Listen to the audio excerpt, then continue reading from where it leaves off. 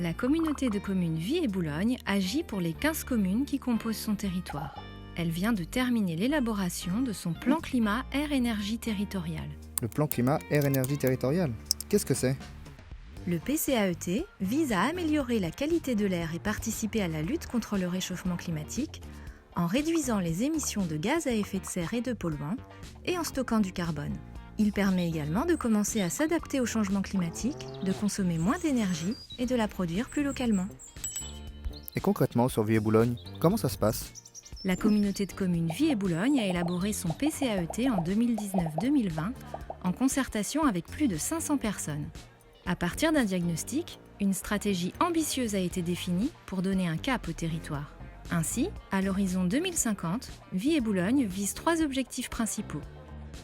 Diminuer de presque de moitié la consommation d'énergie, multiplier par plus de 2,5 fois la production d'énergie renouvelable pour atteindre une autonomie énergétique de 91%, et enfin, diminuer les émissions de gaz à effet de serre de 2/3.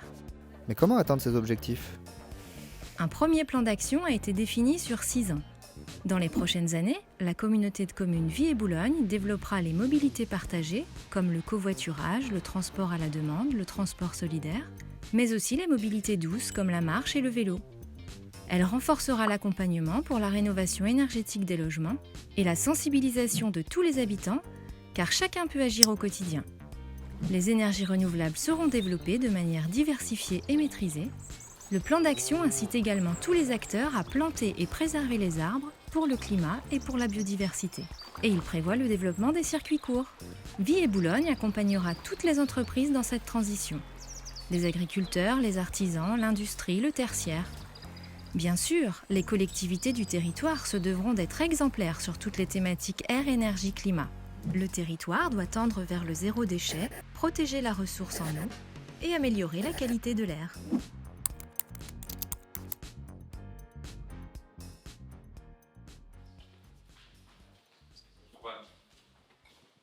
Bonsoir. Cette petite vidéo pour vous rappeler dans quel cadre on est réunis ce soir. Le cadre, c'est le plan climat de Vie et Boulogne qu'on a adopté à l'été 2021. On a lancé un certain nombre des actions que vous avez pu voir dans cette vidéo. L'année prochaine sera l'heure du bilan intermédiaire à 3 ans. Donc on aura l'occasion d'à nouveau consulter les forces vives du territoire, les personnes qui se sont impliquées dans ces actions-là pour faire ce bilan et faire les ajustements nécessaires. Depuis 3 ans, et c'est la 3e édition, nous avons mis en place les rendez-vous pour le climat, et c'est à cette occasion-là que nous souhaitons sensibiliser sur les enjeux du changement climatique sur Vie et Boulogne et sur les solutions qui existent sur notre territoire. Et nous allons autant que possible à la rencontre des habitants afin d'échanger, de leur expliquer nos choix, nos priorités, parce que évidemment notre plan climat il est ambitieux sur un certain nombre de sujets, mais il doit y avoir 60 actions. C'est ça, Sabine? 60 actions. Vous comprenez bien qu'on ne peut pas lancer 60 actions en simultané sur notre territoire. Depuis 2 ans, les étés nous montrent que le changement climatique, c'est pas de la théorie, on l'a vécu, on le vit. Cette conférence du GIEC des Pays de la Loire va nous projeter dans les évolutions qui sont prévisibles sur notre climat, ici, chez nous, à Vie et Boulogne, où on va extrapoler sur la Vendée et les Pays de Loire, mais chez nous, dans notre quotidien. On pourra mesurer l'importance de ces impacts dans la vie de tous les jours. L'essentiel, c'est de nous mobiliser et de poursuivre, d'accélérer les actions que nous pouvons porter, d'accélérer l'évolution du changement de mode de vie. Et c'est dans ce cadre-là que Vie et Boulogne a adhéré au Collège des transitions sociétales. Nous, et quand je parle de nous, c'est élus et agents, nous nous formons à l'accompagnement au changement des modes de vie, à accompagner les habitants de notre territoire, parce que, je prends toujours cet exemple, mais il parle à tout le monde, faire des pistes cyclables, je dis que c'est pas compliqué, on négocie avec les propriétaires en bordure de route, on achète du foncier, on fait une piste cyclable. Finalement, c'est de la technique, on sait faire. D'emmener les habitants du territoire à laisser les clés de voiture à la maison, de monter sur le vélo et de prendre la piste cyclable, c'est ce que l'on appelle le changement de mode de vie. Et ça, c'est autrement plus compliqué. Donc on se fait accompagner, on se forme à ces sujets-là pour être le plus opérationnel demain. Je remercie notre intervenant qui a bien voulu passer sa soirée avec nous, Monsieur Charlot. Il se présentera peut-être, c'est le directeur du comité 21. Et le comité 21 porte le GIEC des Pays de la Loire. Donc, dans quelques minutes, je vais lui transmettre la parole. Juste parce qu'on ne le sait peut-être pas tous, GIEC, ça veut dire Groupement d'experts interdisciplinaires sur le changement climatique. Donc, le thème, vous le connaissez, on va parler changement climatique. Dans cette conférence, 2 temps. Un premier temps où M. Charlot va nous présenter les changements climatiques auxquels on peut s'attendre sur notre territoire. À la fin de cette première partie, il y aura un temps de questions-réponses avec vous. Et puis une deuxième partie sur les principaux leviers d'action qui sont possibles, envisageables sur nos territoires. Et on conclura avec une deuxième partie de questions-réponses. Donc sans plus tarder, j'invite M. Charlot à prendre le micro et à nous présenter le diagnostic. Merci beaucoup, Monsieur le Président. J'ai prévu en effet de vous présenter le travail du GIEC des Pays de la Loire. Donc j'ai un petit diaporama pour cela que je vais afficher de suite. Voilà. Donc Antoine Charlot, je dirige, comme l'a dit Monsieur le Président, le Comité 21, qui est le Comité français pour le développement durable, et qui est à l'origine de ce GIEC en Pays de la Loire, un GIEC qui n'a pas de relation directe avec le GIEC international, mais qui utilise les mêmes méthodologies de travail, les mêmes méthodologies scientifiques pour pouvoir mieux caractériser l'impact du réchauffement climatique sur notre région et également sur le département de la Vendée et sur la collectivité de Viey-et-Boulogne. Ce sont aujourd'hui 20 chercheurs qui ont été mobilisés depuis octobre 2020, qui sont des chercheurs à la fois en sciences physiques et mathématiques, qui sont les sciences classiques lorsqu'on parle de changement climatique, mais aussi les sciences sociales. Monsieur le Président en a parlé, la question du climat est aussi beaucoup une question de changement des habitudes de vie, et donc il y a nécessité à accompagner la science sociale, la science psychologique, la science sociologique nous aide aussi à comprendre les freins au changement lorsqu'on parle de changement climatique. Deux parties dans mon intervention, cela a été dit. La première partie concerne bien évidemment le constat, un constat qui est avant tout un constat mondial, hein, vous le savez. Je crois aujourd'hui que la presse s'en saisit de plus en plus, avec un réchauffement climatique qui est à hauteur de 1,2 degré depuis la période 1850-1900. Avec, comme vous pouvez le voir sur ce graphique, une réelle accélération depuis les 10 dernières années. À ce jour, c'est l'année 2016 qui est l'année la plus chaude jamais observée depuis le relevé des températures, avec une anomalie de température de 1,31 degré. L'année 2022 n'est pas l'année la plus chaude, contrairement à ce qu'on pourrait croire. C'est l'année la plus chaude en France et en Europe. En revanche, ce n'est pas l'année la plus chaude à l'échelle mondiale, puisqu'il y avait un courant en 2022 et même début 2023 qui s'appelle La Nina et qui a globalement refroidi. C'est un courant du Pacifique, mais qui amène des courants froids vers l'Océanie. Et pour ceux qui s'en souviennent, vous vous souvenez qu'à l'été 2022, l'Australie a eu des déluges et même des chutes de neige qui n'étaient pas apparues depuis très longtemps sur cette partie du continent. Ce qui n'est pas forcément une bonne nouvelle puisque la Nina s'est arrêtée et s'arrête progressivement là, depuis quelques mois pour laisser la place à son petit frère qui s'appelle El Niño, qui lui ramène des courants chauds du Pacifique vers l'Océanie, et on s'attend déjà à ce que l'année 2023 soit l'année la plus chaude jamais observée depuis les relevés de température, à tel point que l'été 2023, malgré la dépression qu'on a connue dans l'ouest de la France, est l'été le plus chaud jamais observé jusqu'à présent depuis les relevés de température. Ces évolutions de température sont directement liées, on le sait aujourd'hui, à ce qu'on appelle la concentration des gaz à effet de serre dans l'atmosphère. Et si on regarde les projections du GIEC international, cette fois, on voit bien qu'en fonction de cette concentration du CO2 dans l'atmosphère, nous avons des élévations de température plus ou moins marquées. Si les émissions ne baissent pas, si nous continuons à émettre autant d'émissions de gaz à effet de serre que ce que l'on connaît actuellement, nous acheminons sur la courbe qui est indiquée en rouge ici, en rouge foncé, vers une augmentation des températures autour de 5 degrés d'ici à la fin du siècle à l'échelle mondiale. En revanche, si nous sommes en capacité de réduire de façon drastique nos émissions de gaz à effet de serre, et c'est l'objectif de l'accord de Paris qui a été signé en 2015, mais aussi des plans climat à l'échelle locale, c'est l'objectif de neutralité carbone d'ici à 2050, autrement dit de ne pas émettre plus de gaz à effet de serre que ce que notre territoire est en capacité d'absorber à travers la végétation. D'ici à 2050, ça nous amènera vers une augmentation d'ici à la fin du siècle autour de 2 degrés. Donc quoi que nous fassions, de toute façon, la température va continuer d'augmenter même si nous réduisons nos émissions de gaz à effet de serre. Le tout est de savoir à quelle hauteur on va se situer en 2050 et en 2100.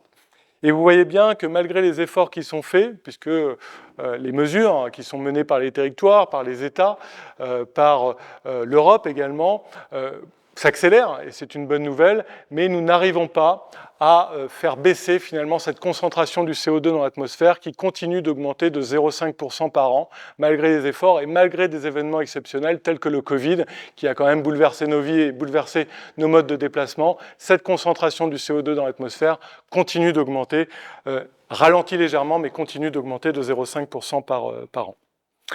Alors, à quoi faut-il s'attendre dans le Grand Ouest? C'est la question que nous sommes posée depuis 2 ans. Et nous avons étudié un certain nombre d'indicateurs. Le premier indicateur, c'est celui que je viens de vous présenter à l'échelle mondiale, c'est l'indicateur des températures. Et en particulier des températures passées. 1,2 degré à l'échelle mondiale depuis 1850, 1,6 degré en Pays de la Loire, non pas depuis 1850, mais depuis 1960. Donc on a un réchauffement en Pays de la Loire et globalement en Europe beaucoup plus marqué qu'à l'échelle internationale, pour plusieurs raisons, et en particulier le réchauffement de la façade atlantique et de l'océan Atlantique qui ne joue plus ou moins son rôle de régulateur des températures à l'échelle mondiale. L'océan Atlantique se réchauffe extrêmement rapidement à l'échelle mondiale et nous en avons donc les conséquences sur le territoire des Pays de la Loire. Là aussi, avec une augmentation des températures particulièrement marquée ces dernières années, avec une accélération depuis les années 90. Et quel que soit le scénario d'émissions de gaz à effet de serre, nous allons gagner 1 degré supplémentaire d'ici à 10 ans, d'ici 2030, en raison de ce qu'on appelle la prévalence du CO2. Autrement dit, même si aujourd'hui, nous réduisons de façon drastique nos émissions de gaz à effet de serre, nous allons subir dans les 10 prochaines années les émissions que nous avons rejetées les 20 dernières années. Il y a une prévalence du CO2 de 30 ans. Donc voilà, ce qu'on va subir dans les 10 prochaines années, ce sont bien les émissions qui ont été rejetées il y a 20 ans à l'échelle mondiale. On a simulé 2 scénarios, un scénario donc RCP 2.6 qui correspond au scénario de neutralité carbone d'ici à 2050 et un scénario RCP 8.5 qui correspond au scénario d'émissions tendancielles qui ne permettrait pas de réduire les émissions comme nous l'espérons tous. Donc quel que soit le scénario, à 2035, les jeux sont faits, nous aurons 1 degré supplémentaire, là où nous situons dans une moyenne entre 11 et 12 degrés à l'échelle des Pays de la Loire sur la moyenne des températures à l'année, nous serons entre 12 et 13 degrés en fonction du territoire d'ici à 2035. Ce qui change en revanche, c'est que si nous arrivons à 2050 à réduire nos émissions et à atteindre la neutralité carbone, nous gagnerons pas de degrés supplémentaires, nous resterons sur cette moyenne entre 12 et 13 degrés sur le territoire jusqu'en 2100. En revanche, dans un scénario fortement émetteur de gaz à effet de serre, nous aurons des températures moyennes sur le territoire des Pays de la Loire qui se situeront entre 15, 16, voire 16,5 degrés pour le sud de la Vendée. Alors, en ce qui concerne le territoire de Viey-Boulogne, puisque c'est ça qui nous intéresse, vous voyez la température moyenne à l'année sur la période de référence qui est 76-2005, elle est de 12,2 degrés. Nous atteindrons 13,1, 13,3 degrés, autour de 13 degrés d'ici à 10 ans, et un emballement des températures dans un scénario fortement émetteur autour de 16 degrés. Vous avez au-dessus et en dessous les écarts types, puisque nous avons étudié 30 modèles climatiques. Vous avez la médiane qui est simulée ici, et les modèles les plus hauts et les modèles les plus bas. Vous voyez bien qu'il y a assez peu d'incertitudes sur les modèles climatiques, puisque la médiane est assez proche des valeurs hautes ou des valeurs basses. Donc on est aujourd'hui en capacité, d'un point de vue scientifique, de vous dire que ces températures sont globalement celles qu'on va observer dans les années qui viennent, dans un scénario faiblement émetteur, mais aussi dans un scénario fortement émetteur. Le deuxième indicateur que nous avons étudié, toujours sur les températures, c'est le nombre de jours chauds, qui sont des jours à plus de 25 degrés sur le territoire de la région des Pays de la Loire. Aujourd'hui, nous avons une trentaine de jours au-dessus de 25 degrés sur la période de référence, 76-2005, qui globalement correspond à un mois d'été classique, comme on a pu le connaître ces dernières années. Là aussi, quel que soit le scénario d'émissions de gaz à effet de serre, nous gagnerons 10 jours à plus de 25 degrés sur le territoire, donc entre 40 et 50 jours, entre 10 et 20 jours supplémentaires d'ici à 2035, quel que soit le scénario d'émissions de gaz à effet de serre. Et là aussi, dans un scénario fortement émetteur de gaz à effet de serre, dans un accroissement des émissions qui serait équivalent à ce qu'on connaît aujourd'hui, nous atteindrons d'ici à la fin du siècle environ 100 jours, 100 à 110 jours pour la Vendée, de journées à plus de 25 degrés. Vous imaginez 3 mois de l'année à plus de 25 degrés, les conséquences que ça peut avoir sur nos paysages, sur notre agriculture et bien évidemment sur l'économie au sens large.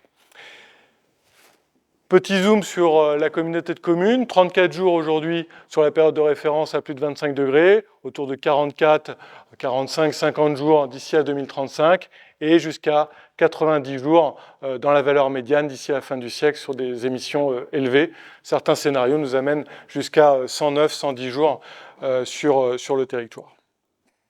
Troisième indicateur, les vagues de chaleur. Vous savez, les vagues de chaleur, ça correspond globalement à ce qu'on appelle les canicules l'été, qui sont des journées où la température est à plus 5 degrés au-dessus des normales de saison, pendant 5 jours consécutifs. Vous avez aujourd'hui, sur la période de référence, assez peu de jours de canicule, autour de 5 jours. Là aussi, quel que soit le scénario d'émissions de gaz à effet de serre, nous aurons autour de 15 jours de vagues de chaleur en Pays de la Loire d'ici à 2035. Vous savez qu'en 2003, pour ceux qui s'en souviennent, qui se souviennent de la canicule, c'est 13 jours de canicule consécutifs sur le territoire et on a bien vu les impacts que ça avait. En 2022, ce sont 33 jours de canicule que nous avons connus sur le territoire. Évidemment, nos systèmes de santé en 2003 avaient été surpris et ont entraîné les décès que l'on connaît et puis les difficultés en particulier pour les personnes âgées, ce qui n'a pas été le cas ou moins le cas en 2022, mais on voit bien là aussi la réalité du changement climatique, on l'observe déjà depuis quelques années. Donc 15 jours d'ici à 2035 et dans un scénario fortement émetteur jusqu'à 65 et 70 jours par an de vagues de chaleur. Et là, d'un point de vue scientifique, même la science médicale n'est pas en capacité aujourd'hui de savoir ce que 65-70 jours de canicule peut entraîner en termes d'impact sur la santé des populations. Petit zoom sur la communauté de communes de Vier-Boulogne, donc 5 jours sur la normale, sur la période de référence, 15 jours, quel que soit le scénario d'émission de gaz à effet de serre, et jusqu'à 65 jours, donc ça correspond à la dynamique régionale que je vous ai présentée. Et nous cumulons ça avec ce que nous appelons les nuits tropicales, donc ces nuits qui ne descendent pas en dessous de 20 degrés, c'est là où on a le plus d'impact, lorsque la journée est extrêmement chaude, avec des températures autour de 30, 35, voire 40 degrés demain, et des nuits qui ne descendent pas en dessous de 20 degrés. Donc vous voyez bien, dans un scénario fortement émetteur, 65 jours de vagues de chaleur d'ici à 2100, pour 34 nuits tropicales, qui ne descendent pas en dessous de 20 degrés. Et là aussi, c'est là où on a le plus d'impact sur la santé des populations humaines, mais aussi de notre biodiversité. On pourra en reparler. Ça, ce sont les températures. Nous avons ensuite étudié l'évolution des précipitations. La bonne nouvelle sur les précipitations, c'est que les scientifiques aujourd'hui ne prévoient pas d'évolution majeure sur le cumul annuel des précipitations au Pays de la Loire. Nous nous situons en fonction de l'endroit à l'est ou à l'ouest de la région, autour de 750, 900 mm par an sur le territoire des Pays de la Loire. Donc pas de différence sur le cumul annuel. En revanche, nous acheminons sur un changement dans la saisonnalité des pluies. Là où nous connaissons classiquement 4 saisons au Pays de la Loire, nous acheminons progressivement sur 2 saisons, une saison humide et une saison sèche. 2022 a été un très bel exemple en la matière, puisque nous avons des pluies qui sont arrivées extrêmement tardivement, c'est ce que prévoit la science, plutôt à partir de fin novembre, début décembre, jusqu'au mois d'avril, et une saison sèche extrêmement longue d'avril à novembre, octobre-novembre. Là où on a le plus de précision, c'est sur un scénario fortement émetteur de gaz à effet de serre, et plutôt à un horizon lointain. Donc vous avez en Pays de la Loire ce graphique en gris, alors ça se projette un peu difficilement, mais en gris vous avez la période de référence et en rouge l'évolution des précipitations d'ici à la fin du siècle, 2085-2100, dans un scénario fortement émetteur de gaz à effet de serre. Donc on voit bien que par rapport à la période de référence, à partir du mois de novembre, on a des précipitations plus intenses, plus importante que la période de référence jusqu'au mois d'avril et une période sèche d'avril jusqu'au mois de novembre. Ce qui change également, c'est que vous avez plus de précipitations, mais sur un nombre de jours de pluie qui ne se modifie quasiment pas. Regardez le mois de décembre, la période de référence indique 12,8 jours de pluie pour un cumul autour de 80-85 mm sur ce mois. Et nous avons 95-100 mm pour exactement le même nombre de jours de pluie. Donc naturellement, ça va entraîner ce qu'on appelle un ruissellement des eaux sur un sol qui va être soit extrêmement sec pour les sols agricoles et qui va avoir du mal à capter et à absorber cette pluie intense, soit sur un sol artificialisé, donc en raison de l'étalement urbain, et donc ce ruissellement qui va naturellement, on le verra tout à l'heure, gonfler nos rivières, gonfler nos cours d'eau, et très vite se retrouver, lorsqu'on est dans un territoire comme le vôtre, à la mer. En revanche, comme ça ruisselle, ça ne s'infiltre pas dans le sol, et donc les capacités des nappes phréatiques à se recharger sont évidemment extrêmement fragilisées.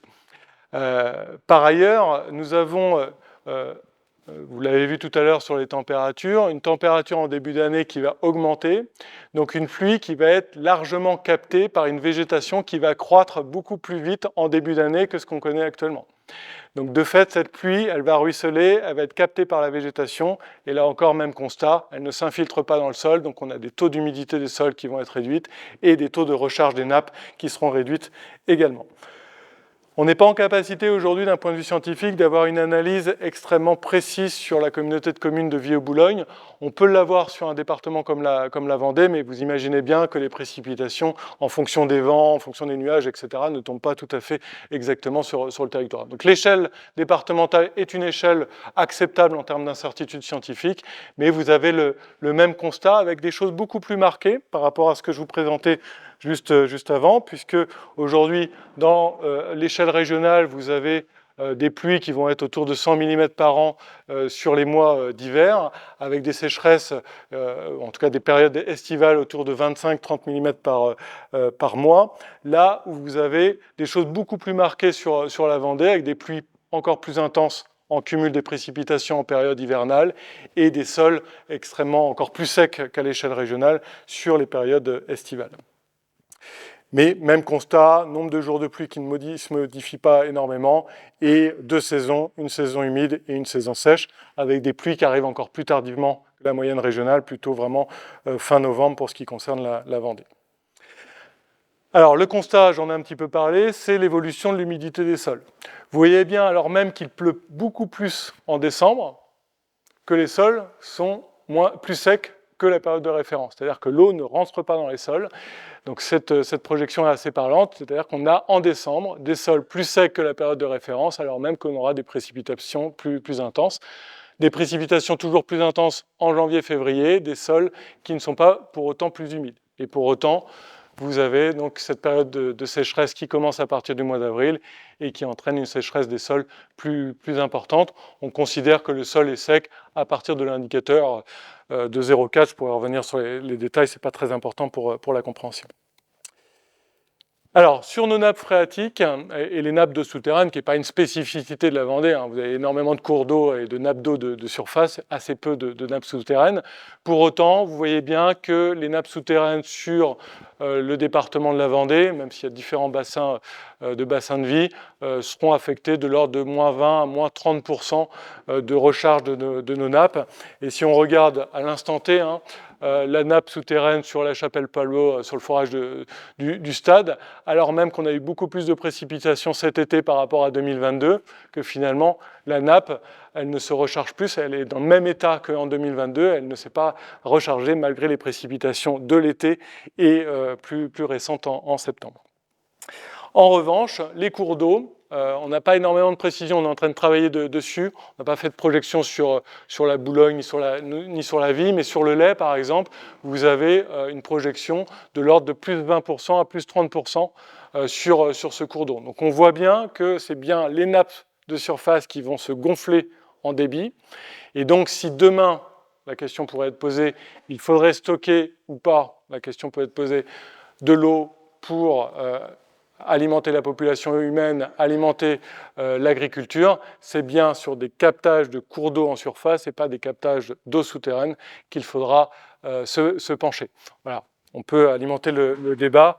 Évidemment, c'est un débat qui dépasse largement le territoire de la Vendée. Avec alors les 20 à 30% de débit supplémentaire sur les cours d'eau, évidemment, c'est une moyenne à l'année. Vous voyez bien qu'en hiver, c'est beaucoup plus important. Nous aurons quand même en été des cours d'eau qui seront extrêmement secs sur le territoire. D'où la nécessité d'accompagner évidemment l'étiage. Alors, l'exposition au risque d'inondation, nous ne sommes pas sur un territoire où le risque d'inondation est extrêmement fort. Nous avons cartographié à l'échelle des Pays de la Loire les territoires qui présentent le plus fort risque d'exposition aux inondations. La vallée d'Authion en particulier, du côté d'Angers, est concernée. Alors le risque d'inondation d'un point de vue scientifique, c'est évidemment le risque de survenue de l'aléa, mais conjugué au territoire qui est confronté, en particulier au nombre de populations concernées et au nombre d'emplois qui sont concernés par ce risque d'inondation. Vous avez des risques d'inondation, par exemple, dans le parc de Brière. Évidemment, le risque n'est pas tout à fait le même que lorsque nous situons dans une zone extrêmement dense. Un indicateur qu'on ne devait pas étudier, qu'on a finalement étudié compte tenu de la situation de 2022 et d'un certain nombre de départs de feu sur notre région. On était plutôt épargnés jusqu'alors, la Bretagne également. Et nous sommes aperçus que quel que soit le scénario d'émissions de gaz à effet de serre, il y avait aussi un risque d'augmentation du risque de départ de feu sur notre territoire en raison de la sécheresse de la biomasse qui se situe au sol. Un départ de feu, c'est évidemment trois phénomènes. C'est une biomasse au sol qui est extrêmement sèche, c'est une température extrêmement élevée, et c'est un acte intentionnel ou non intentionnel, donc une étincelle qui, à un moment donné, entraîne ce départ de feu. Et vous voyez que dans un scénario faiblement émetteur de gaz à effet de serre, donc qui correspond à la neutralité carbone, nous avons tout de même 10 à 20% de risque de départ de feu sur le territoire, et jusqu'à 30 à 40% dans un scénario fortement émetteur de gaz à effet de serre. Cette carte, elle est un tout petit peu difficile à comprendre. Ramenons ça en nombre de jours, c'est toujours plus simple. Aujourd'hui, dans la période de référence, nous avons par an, sur 76-2005, un jour qui était concerné sur la Vendée, où il y avait un fort risque de départ de feu. On voit bien que là, on est à x10, x12, voire avec certains modèles qui nous amènent sur 30 jours de risque de départ de feu sur le territoire des Pays de la Loire.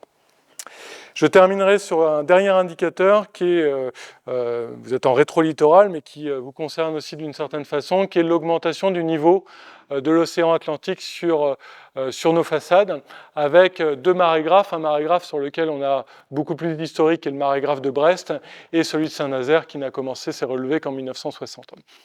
En 1846, en 1850, nous avions, d'après les estimations de l'Ifremer, une augmentation de 0,88 mm par an d'augmentation du niveau des mers. En 1920, nous étions à 2 mm par an.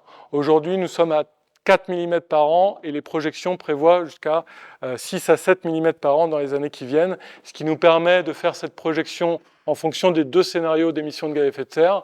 Dans un scénario où nous arriverions à réduire nos émissions jusqu'à atteindre la neutralité carbone, nous gagnerions 42-45 cm de plus de niveau des mers d'ici à la fin du siècle et jusqu'à 90 cm, 92 cm dans un scénario fortement émetteur de gaz à effet de serre, avec les écarts types là aussi qui sont importants, puisque certains scénarios nous amènent jusqu'à une élévation de 1,10 m de l'océan Atlantique d'ici à la fin du siècle dans un scénario fortement émetteur. Ce qui nous permet d'évaluer la vulnérabilité de nos territoires en façade atlantique. Sans surprise, là où est passé Xynthia, là où a fait le plus de dégâts Xynthia, est une zone particulièrement vulnérable. L'île de Noirmoutier également, et nous avons des zones un peu moins fragilisées. Cet indicateur est la conjugaison de là où la mer pourra passer en fonction des zones basses, mais aussi avec le nombre de populations, l'âge des populations. l'âge des populations est extrêmement important dans un risque de submersion marine. Toutes les études qui ont été faites après Xynthia montrent que les populations les plus jeunes et les plus âgées sont les plus vulnérables à ce risque de submersion. Et évidemment, le nombre d'emplois ou les entreprises qui sont installées sur le territoire. Augmentation du niveau des mers, augmentation aussi de la température des mers d'un dixième de degré tous les 10 ans, qui nous amène avec, sur cette courbe avec une augmentation des températures de l'ordre de 1 à 5 degrés d'ici à 2050, avec une migration des poissons qui aujourd'hui s'observe par les scientifiques et s'observe tellement qu'aujourd'hui un certain nombre de poissons que les pêcheurs français pêchaient jusqu'alors sur la façade atlantique se retrouvent dans des zones territoriales qui ne sont plus des zones territoriales françaises ou européennes en raison du Brexit. Je pense notamment au cabillaud par exemple. Et évidemment, d'autres poissons arrivent plutôt de la façade ibérique sur nos côtes françaises. Et une acidification de l'océan également, qui est de l'ordre de 0,03 en termes de pH, et qui nous amène à observer, même si aujourd'hui on n'a pas d'inquiétude à ce jour, mais observer la fragilisation d'un certain nombre de cultures aquatiques, en particulier sur les moules, pour voir si les coquilles pourraient résister à une élévation de ce pH. Tout ça a un coût, estimé par les assureurs. Le coût lié aux catastrophes naturelles entre 1989 et 2019 ont été évalués à 74 milliards d'euros. Entre 2020 et 2050, les assureurs, la Fédération française des assureurs, estiment que le coût sera à hauteur de 143 milliards d'euros, avec des impacts particulièrement importants sur les sécheresses, avec une augmentation du coût des assurances de l'ordre de 200%. Sur les submersions marines, j'en ai parlé, de l'ordre de 141%, et sur les inondations de l'ordre de 81%. Les tempêtes, c'est normal que les assureurs les prennent en compte. En revanche, d'un point de vue scientifique, on n'est pas en capacité aujourd'hui de dire qu'il y aurait une corrélation entre l'élévation de la concentration de CO2 et le réchauffement climatique avec les tempêtes, ni sur le nombre, ni sur l'intensité des tempêtes. Ce qu'on est en capacité de dire aujourd'hui, c'est en particulier sur l'outre-mer, c'est l'intensité des ouragans en raison d'un réchauffement des températures de l'eau qui deviennent beaucoup plus puissants. De là à dire que demain, le réchauffement de la façade atlantique sur la France métropolitaine soit tellement élevé que ça entraîne des ouragans, ça c'est autre chose, on n'est pas en capacité de le dire. Un petit graphique, je vous passe ça très très vite et vous pourrez évidemment consulter les diapos. Xynthia, c'est 2 milliards d'euros de dégâts sur le territoire. Et finalement, c'est rien, vous l'avez sur la période 2010, là, vous avez la tempête Xynthia. On est déjà sur la période 2022 à 10 milliards d'euros en raison notamment des grêles qu'il y a eu et de la sécheresse. Et c'est à peu près ce à quoi on s'attend, 10 milliards d'euros de dégâts chaque année sur la France. Avec des vraies problématiques d'assureurs qui ne veulent plus aujourd'hui couvrir certains territoires qui seraient régulièrement soumis à des risques de catastrophes naturelles. Et aussi certaines professions, je pense notamment à la profession agricole. Voilà, on est en train d'estimer avec nos économistes le coût sur les différents départements, sur la Vendée. Donc pas trop de surprises, mais on serait sur des x2, x3 sur le coût, en particulier sur les inondations. Un peu moins sur le coût lié aux sécheresses géotechniques, ce qu'on appelle le retrait-gonflement de l'argile. Ces mouvements de terrain qui sont provoqués avec un argile qui se gonfle en période humide et qui se craquelle lorsqu'il y a des fortes sécheresses. Je n'ai pas mis la carte puisque le territoire est un peu moins concerné que le Maine-et-Loire et la Sarthe. Voilà pour un premier panorama qui, je vous l'avoue, n'est pas très réjouissant, mais voilà, qui nous permet au moins d'avoir une vision assez précise des impacts qui pourront avoir lieu sur le territoire de Vieux-Boulogne et plus largement sur le territoire régional. Je peux répondre à vos questions. Est-ce qu'il faut commencer tout de suite à s'adapter au scénario 2 ? Ou 6.8, oui, voilà. Alors, toute stratégie d'adaptation se fait systématiquement sur le pire. Vous savez, quand vous rehaussez des digues pour lutter contre les submersions, vous le faites bien sur le 80 ou 90 cm et jamais sur le 20 cm. Parce qu'à partir du moment où on arrive à se prémunir du pire, si ça n'arrive pas, voilà, donc c'est toujours ce qu'on propose. Et d'ailleurs, ça a été, je crois, mal compris à la fois par les élus et par les habitants qui s'y intéressent. Quand le gouvernement français a dit qu'ils allaient mettre en place une stratégie à plus 4 degrés, c'est bien ce qu'ils font, c'est-à-dire de mettre une stratégie qui nous permettrait de nous adapter à plus 4, plus 5 degrés. Donc au scénario du pire, hein, le 8.5, en espérant bien évidemment qu'il n'arrive pas. Ce qu'on peut dire, nous, d'un point de vue scientifique, quoi qu'il en soit, c'est qu'aujourd'hui, on se situe bien sur cette trajectoire du pire, voilà, malgré les efforts. Que d'ici à 10 ans, de toute façon, il va falloir s'adapter à des situations qui seront chaque année plus exceptionnelles que l'année précédente. Mais qu'aujourd'hui, la science n'est pas en capacité de dire à plus 4 ou plus 5 degrés, qu'est-ce que ça va entraîner réellement en termes de phénomènes, voire de combinaisons de phénomènes, puisqu'il y a plein de choses dont on ne sait pas dire. On sait parler des températures. Mais moi, je ne sais pas dire, et les scientifiques avec qui on a travaillé ne savent pas dire, ce que 65 jours de canicule par an et 34 jours de nuit tropicale fait réellement sur le corps humain, sur la production alimentaire, sur notre ressource en eau, etc. Donc évidemment, tout ce qu'on fait aujourd'hui, c'est à la fois pour s'adapter dans les 10 ans, mais pour faire en sorte qu'on puisse réduire nos émissions de gaz à effet de serre, sans quoi on ne pourra même pas s'adapter. Et ça plutôt à 2050 ou plutôt 2100. Même si une grande partie d'entre nous seront plus là en 2100, c'est quand même la génération d'après qui va en payer les pots cassés si on n'agit pas maintenant.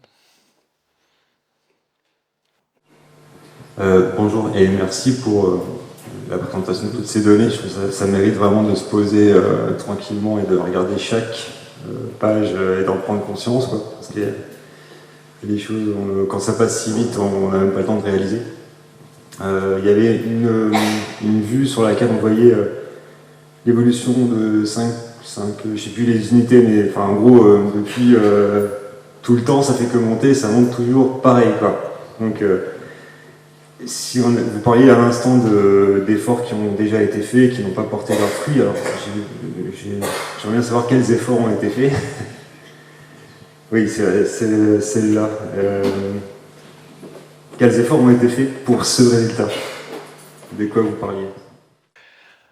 Alors, ce qu'on voit difficilement, il faudrait zoomer un tout petit peu hein, sur cette courbe, c'est qu'aujourd'hui, donc vous avez des variations, ce qui est normal, hein, de saison. C'est-à-dire qu'en saison de végétation, il y a la concentration du CO2 de l'atmosphère qui baisse en raison de la photosynthèse.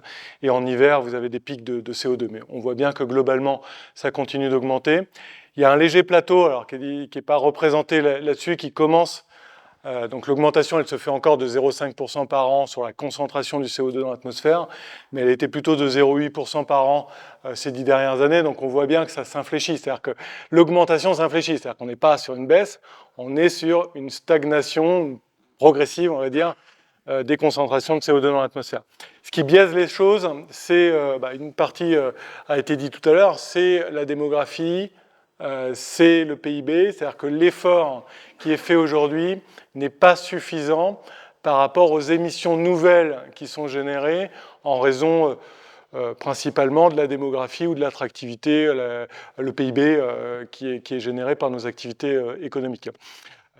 Donc c'est ça qui est compliqué et qui peut être aussi démotivant, et ce n'est pas le message que l'on doit passer ce soir, c'est qu'il faut renforcer et accélérer tout ce que l'on fait déjà. Je vous donne un exemple que je donnerai tout à l'heure, mais on réhabilite 20 000 logements environ, entre 20 et 25 000 logements par an à l'échelle des Pays de la Loire.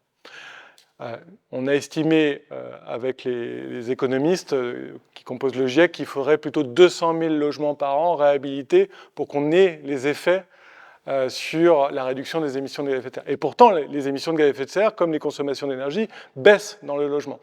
Mais on a encore 60% des logements en Pays de la Loire qui sont sous étiquette EFG. Donc on voit bien le potentiel de réhabilitation que l'on a, y compris d'un point de vue économique, ça veut dire des filières organisées, des artisans à former pour accélérer, et de l'investissement public à un moment donné pour accompagner les aides en particulier sur ces réhabilitations. Ce qu'on a comme problème sur la réhabilitation, c'est aussi qu'on fait des petites réhabilitations et pas des réhabilitations groupées. Donc on va changer une fenêtre, une chaudière, etc. pour des impacts assez minimes finalement, à la fois sur la consommation d'énergie et la facture pour le particulier, mais aussi pour les émissions de gaz à effet de serre. Donc globalement, les efforts ils sont faits, hein, je le montrerai tout à l'heure. Dans l'agriculture, on a baissé. Dans le logement et le bâtiment, globalement, on a baissé. Dans l'industrie, les émissions baissent également. Le seul secteur qui aujourd'hui ne baisse pas, c'est le transport. Il continue d'augmenter de l'ordre de 4 à 5% sur les 10 dernières années. Donc on voit bien que nos modes de vie, l'étalement urbain, le fait d'aller chercher une maison aussi assez parfois, y compris pour des raisons de prix, hein, éloigné de son lieu de travail, etc., génère énormément de kilomètres parcourus et de nombre de fois on utilise le véhicule.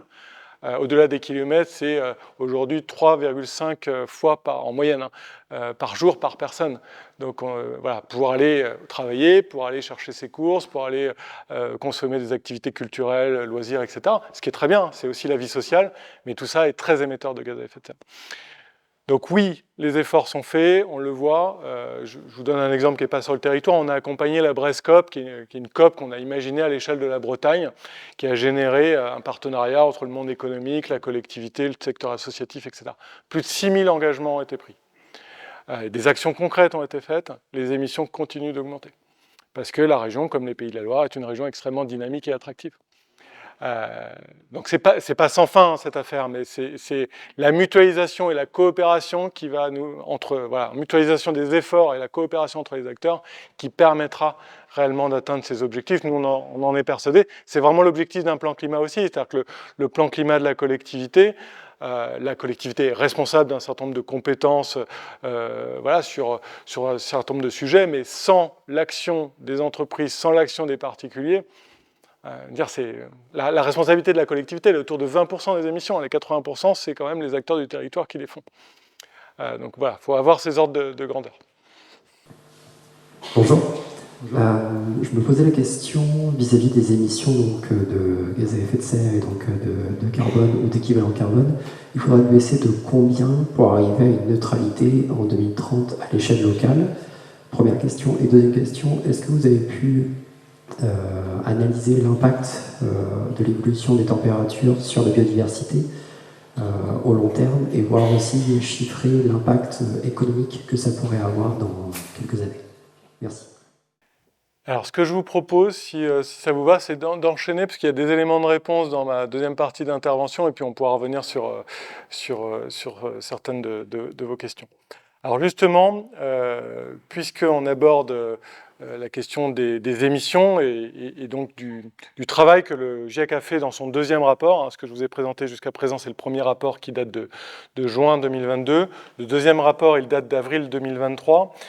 Et il nous a permis d'émettre ou de suggérer un certain nombre de pistes d'action à mettre en œuvre sur le territoire des Pays de la Loire, combinées adaptation au changement climatique et atténuation. Si vous avez une idée à retenir aujourd'hui, c'est qu'il faudra s'adapter, mais sans atténuer, sans réduire nos émissions de gaz à effet de serre, nous ne serons pas en capacité demain, entre 2070 et 2100, de pouvoir réellement nous adapter à la situation. Donc le sujet des émissions de gaz à effet de serre, vous avez une cartographie ici qui montre l'ensemble des émissions de gaz à effet de serre à l'échelle de la région des Pays de la Loire. Commençons par les histogrammes à gauche. Vous avez trois principaux domaines émetteurs de gaz à effet de serre. Le principal, c'est le bleu, je reviendrai dessus, ce sont les émissions liées à nos modes de vie, à nos activités économiques. On reviendra, on va dire 90% des émissions se situent ici. La partie orange, elle n'est pas neutre, je ne vais pas la détailler, mais c'est quand même un sujet.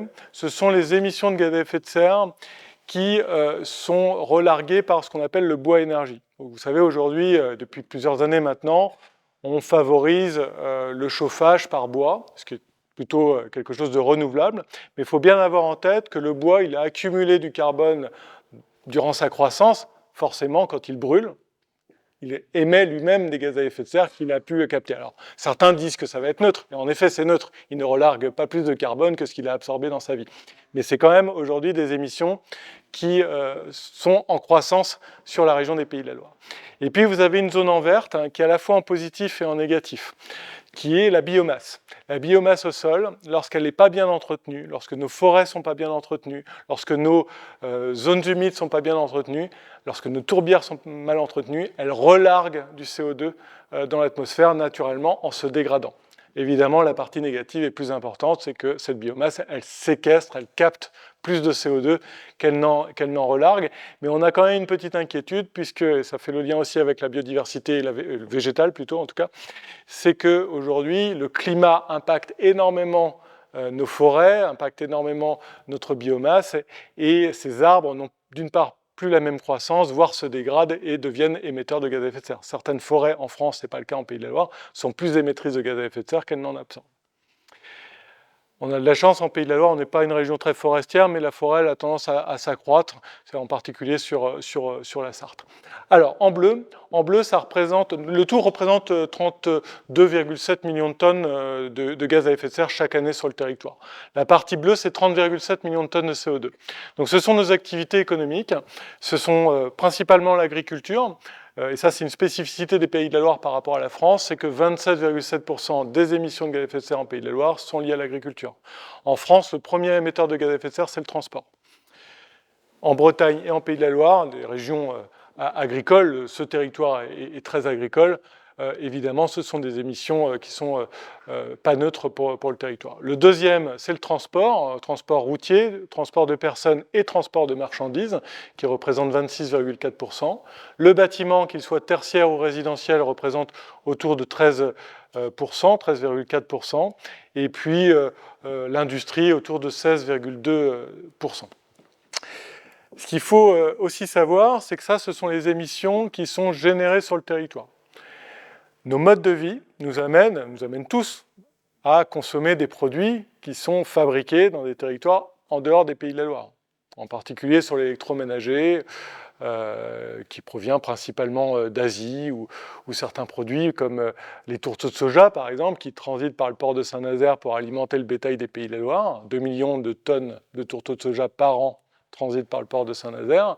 Ce sont des émissions qui sont générées en Amérique du Sud, en raison en particulier de la déforestation. Tout ça représente pas loin de 34 millions de tonnes de CO2 par an. Donc on a une empreinte carbone qui est équivalente entre ce qu'on émet sur le territoire et ce qu'on émet en dehors du territoire.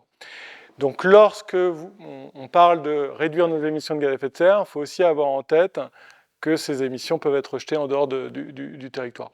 Lorsqu'on dit qu'il faut relocaliser un certain nombre d'industries, ça va certes relocaliser des émissions qu'on rejetait à l'extérieur, mais globalement, sur l'empreinte carbone, ça sera plutôt bénéfique. Alors, il ne faut pas forcément tout relocaliser, mais il y a un certain nombre d'industries qui pourraient l'être. Alors, l'objectif, parce que c'était une question qui était posée, on a chiffré la trajectoire qui nous permettrait d'atteindre la neutralité carbone en 2050 en région Pays de la Loire. On ne l'a pas fait pour chaque intercommunalité, ça pourrait être un exercice qu'on pourrait faire. On a commencé par travailler sur le graphique de droite, en se disant qu'est-ce que le territoire des Pays de la Loire pourrait demain emmagasiner en plus en termes de stockage CO2. Aujourd'hui, le stockage CO2, il représente 2,7 millions de tonnes. C'est-à-dire qu'il y a les forêts, les arbres, les zones humides séquestrent 2,7 millions de tonnes de CO2 chaque année. Si on met en place des politiques publiques pour améliorer la capacité de stockage du CO2 dans nos forêts, dans nos zones humides, si on replante des haies sur le territoire, si on fait de l'agroforesterie sur un certain nombre de parcelles cultivées, tout ça, ça a été calculé avec, je pourrais rentrer dans le détail sur le nombre d'arbres à l'hectare, etc., le nombre de kilomètres de haies. Ça pourrait naturellement nous amener à une séquestration du CO2 supplémentaire de 150 000 tonnes par an, ce qui nous amène autour de 6,7 millions de tonnes d'ici à 2050. On a estimé que c'était le maximum de la capacité. Il y a plus, mais c'était raisonnable. Je vais rentrer quand même un tout petit peu dans la technique. En agroforesterie, on a dit que 45 arbres à l'hectare, on aurait pu mettre 70 arbres à l'hectare, on s'est dit que 45 arbres, c'était acceptable pour la population agricole compte tenu du type d'agriculture qu'on avait sur le territoire. Ça permet de ramener aussi des revenus supplémentaires sur du bois énergie en faisant attention par rapport à ce que j'ai dit tout à l'heure. Ça ralentit le cycle de l'eau sur les parcelles, donc ça évite de moins irriguer. Ça ramène des nutriments dans le sol, donc ça évite d'être moins dépendant de l'engrais qui provient principalement d'Europe de l'Est. Donc voilà. Tout ça est calculé, pensé de façon à ce que ça soit acceptable par rapport à ce qu'on disait tout à l'heure. La question des modes de vie et de l'acceptabilité est essentielle. Si on braque tout le monde, il ne se passe plus rien. Donc une fois qu'on a dit ça, le reste, il faut le réduire. Il faut le réduire de l'ordre de 80%, donc ce qu'on appelle le facteur 5, vous avez parfois entendu parler de ça. Donc on retombe finalement sur un objectif national de facteur 5, moins 80%, soit l'équivalent de moins 6% par an d'ici, moins 6% par an jusqu'en 2050. Je reviens juste là-dessus. Entre 2009 et 2018, les émissions liées à nos activités économiques ont réduit de 10,8%. Donc en 10 ans, on a fait moins 10,8%, et là, ce que on nous demande de faire, c'est du moins 6% par an. Donc on voit bien le facteur de 1 à 6 qu'il faudra enclencher pour permettre cette neutralité carbone. Les 2/3, et retenez bien ça, les 2/3 des émissions de gaz à effet de serre sont liées à l'énergie. C'est bien important d'avoir ça. L'énergie pour nous chauffer, l'énergie que l'on met dans notre voiture. Donc c'est vraiment là-dessus qu'il faut agir le plus en priorité. L'objectif qu'on s'est fixé, c'est de réduire de 40% notre consommation d'énergie, toute énergie confondue, d'ici à 2050. Il y a eu un objectif de sobriété au moment de la guerre en Ukraine, de moins 10%, l'objectif de l'État. Est-ce que vous savez si on l'a fait ou pas? Eh bien, on l'a fait. Donc ça montre bien, et vous n'avez pas eu l'impression de jouer sur votre confort de vie ou sur... on a bien réussi sur la période hivernale 2022-2023 à réduire de 10% notre consommation d'énergie en Pays de la Loire et globalement en France. Donc on a réussi à le faire. La difficulté, c'est que les premiers moins 10%, ils sont relativement faciles à trouver, c'est ensuite ça s'accumule. Donc faut aller les chercher... ensuite, c'est plus compliqué. Mais ce n'est pas impossible. Deux leviers, sobriété. Sobriété, ce sont les usages, c'est-à-dire de moins consommer. La meilleure des énergies, qu'elles soient renouvelables ou pas, c'est quand même celle qu'on ne consomme pas du tout. Et ensuite, efficacité. C'est bien dans cet ordre-là qu'il faut prévoir les choses. Et donc, sur les 60%, une fois qu'on aura réduit les 40%, c'est de pouvoir développer le potentiel d'énergie renouvelable qui nous permette de couvrir l'intégralité des besoins de consommation à travers un certain nombre de leviers dont on pourra reparler, que ce soit l'éolien, offshore ou terrestre, ou le photovoltaïque, par exemple. Alors, j'ai développé quatre grands axes. Il y en a d'autres dans nos rapports, on pourra y revenir dans vos questions. Le premier axe, et c'est probablement le plus important en termes de consommation d'énergie, pas en termes d'émissions, vous l'avez vu, la construction n'est pas le principal émetteur de gaz à effet de serre. En termes de consommation d'énergie, 39% de la consommation énergétique des Pays de la Loire, c'est la construction.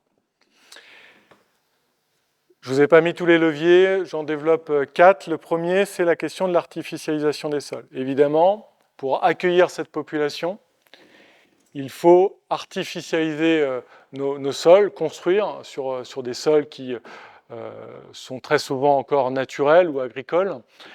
Et donc, on voit bien là que nous avons un taux de consommation des sols qui est extrêmement important.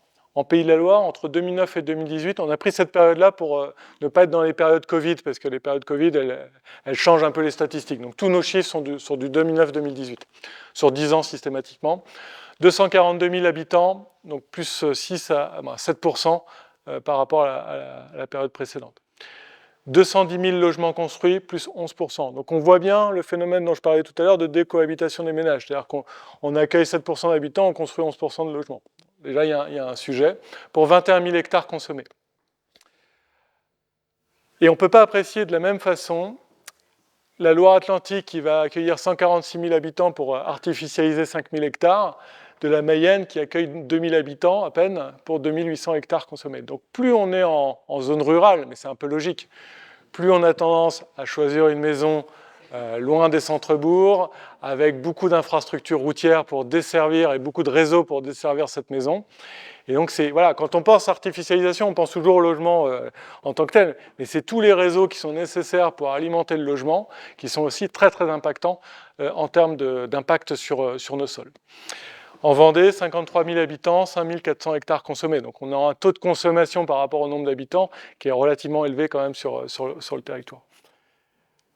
Je crois qu'on est autour de 35 hectares par an sur Viey-Boulogne de mémoire.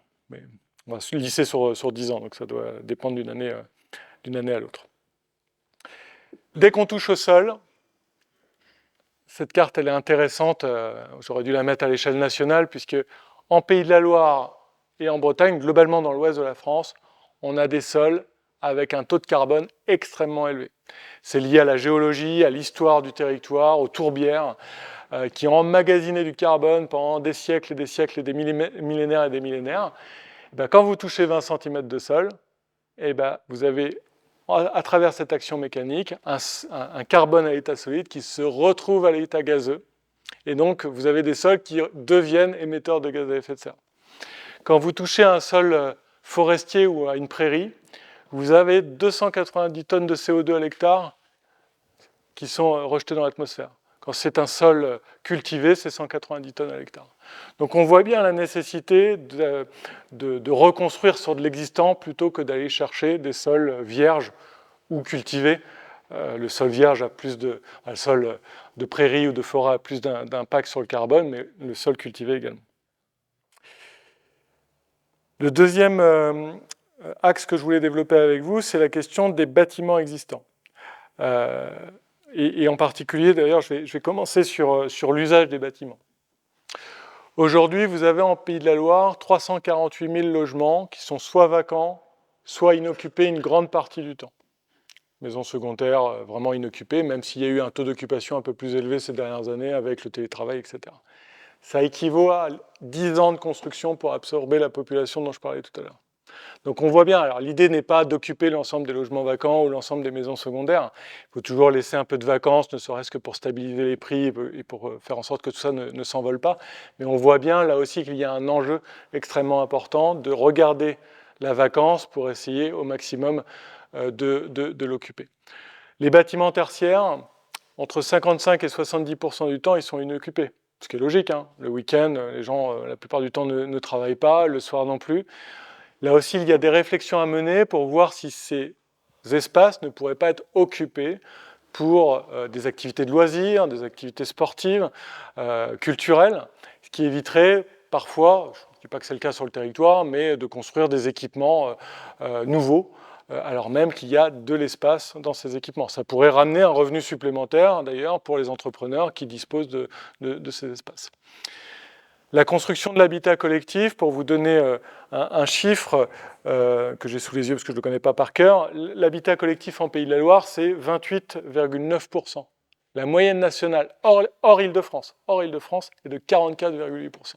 Donc on voit bien que c'est ce qui a fait la qualité de vie en Pays de la Loire, la petite maison à la campagne avec un grand jardin, etc., est un modèle qui n'est peut-être plus le modèle de demain par rapport aux situations que l'on connaît. Et on peut imaginer du collectif en petite maison avec du jardin partagé, avec des espaces partagés, où la qualité de vie est tout à fait correcte, voire même intéressante en termes de lien social. Et puis la réhabilitation des logements, je vous en ai parlé tout à l'heure par rapport aux 20 000 logements qui sont réhabilités par an. Donc on voit bien qu'en Pays de la Loire, la construction, l'habitat baisse en termes d'émissions de gaz à effet de serre de façon assez significative, 14%, moins 4,9% d'énergie. L'énergie ne suit pas tout à fait la même trajectoire que les émissions, puisque un certain nombre de logements sont passés d'énergie extrêmement carbonée type fuel ou gaz vers de l'énergie électrique qui est fortement moins émetteur de gaz à effet de serre en France, même si ça pose évidemment d'autres problèmes. Voilà ce que je peux vous dire sur l'énergie. Donc 20 000 logements environ réhabilités par an, et là où il faudrait en faire à peu près 200 000. Voilà, avec une priorité bien évidemment sur la précarité énergétique, puisque nous avons encore 20%, 21% aujourd'hui des logements en Pays de la Loire qui sont en précarité énergétique. Deuxième axe, le transport.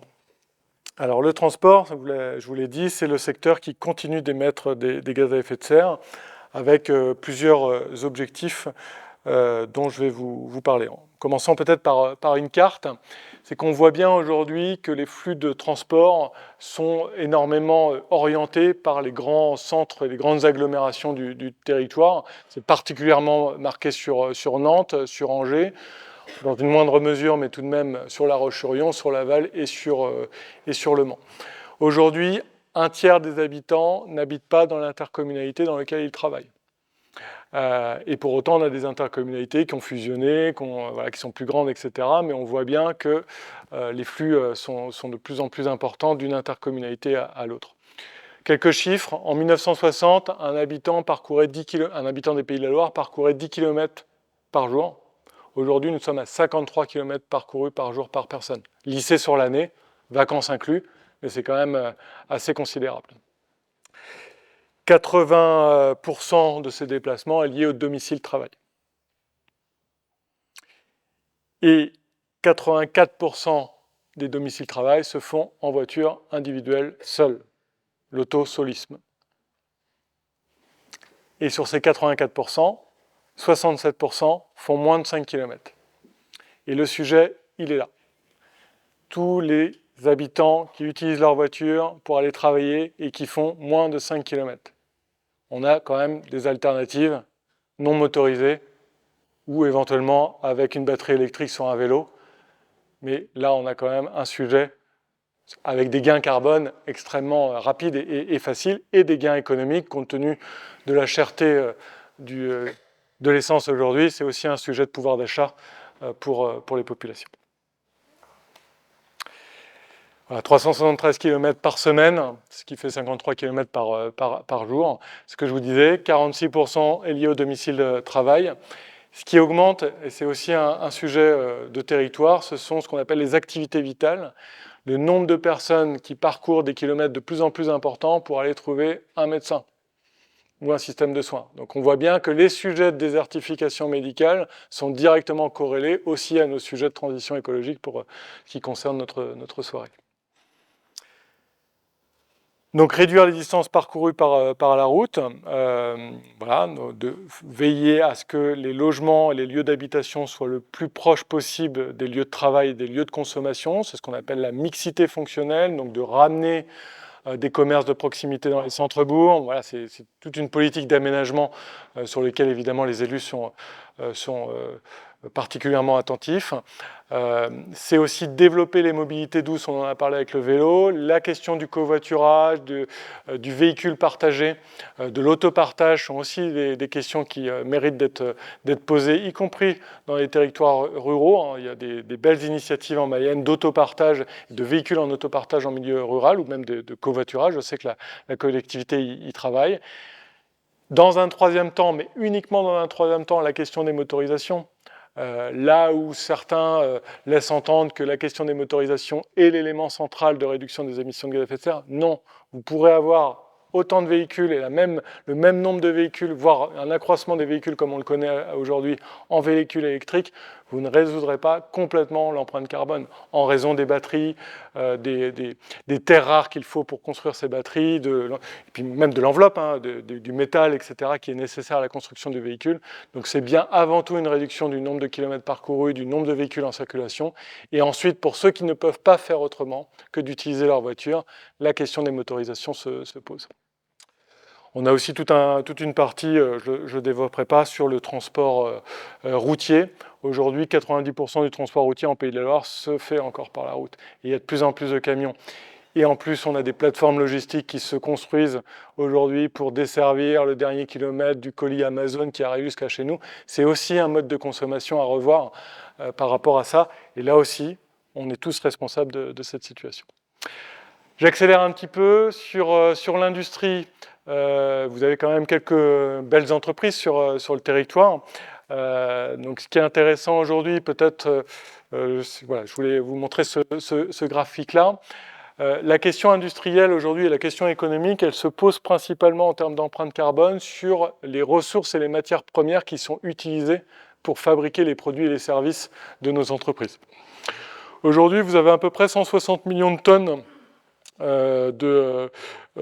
qui transitent sur le territoire. Il y en a 58 qui sont importés. Donc je vous parlais des 2 millions de tourteaux de soja tout à l'heure par le port de Saint-Nazaire. Vous avez énormément de sable qui arrive sur le territoire pour faire les constructions dont on a besoin. Donc ça représente 58 millions de tonnes. Vous avez 57 millions de tonnes qui sont directement produits sur le territoire et une grande partie qui ne fait que transiter et donc qui repart. Aujourd'hui, sur ces 120 millions de tonnes, il y en a 66 qui sont réellement utilisés pour fabriquer les produits et les services de nos entreprises. Et il est là le sujet, c'est que pour 1 kg de cette matière utilisée, on génère 1,76 € de PIB. Donc l'enjeu, et on pourra... j'ai souvent cette question de la décroissance, etc. La question, ce n'est pas la décroissance économique en termes d'emploi ou de nombre d'activités économiques, mais la décroissance de la matière qui permettrait d'alimenter nos entreprises. On estime aujourd'hui, d'un point de vue scientifique, par rapport à ces 66 millions de tonnes, qu'il faudrait être à 20 millions de tonnes pour maintenir le même niveau de service en termes de production économique sur le territoire. Ce qui nous amène à ce qu'on appelle produire moins mais mieux, et mieux avec moins, donc qui est la question de l'éco-conception, qui progresse en Pays de la Loire mais pas assez vite, c'est-à-dire utiliser moins de matière pour produire le même service, ou utiliser une matière moins impactante, végétale. Par exemple, on fait de la très belle isolation aujourd'hui dans les bâtiments avec du chanvre, etc.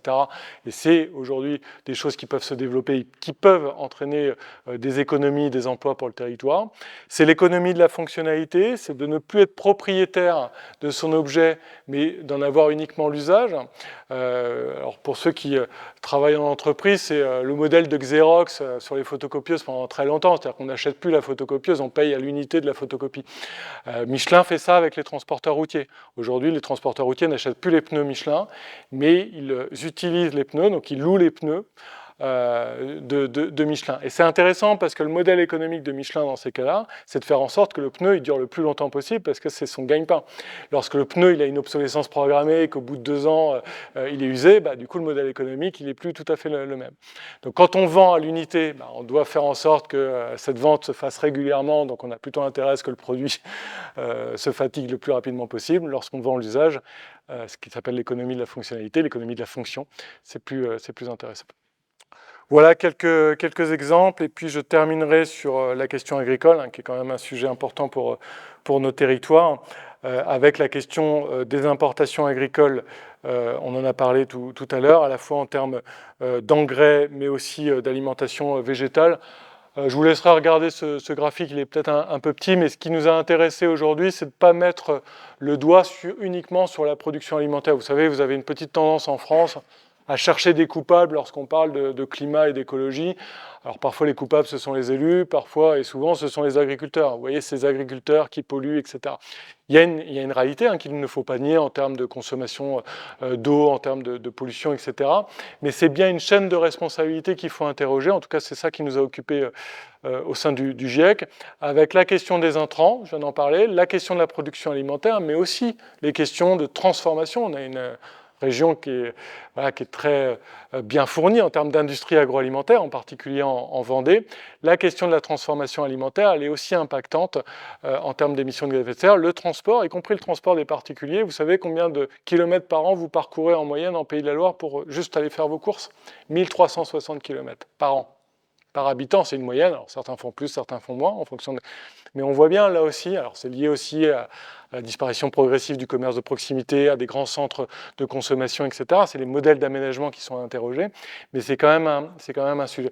La distribution alimentaire et, in fine, notre consommation, puisque, en particulier sur le gaspillage alimentaire, 18% de ce qui est produit en termes d'aliments en Pays de la Loire est gaspillé.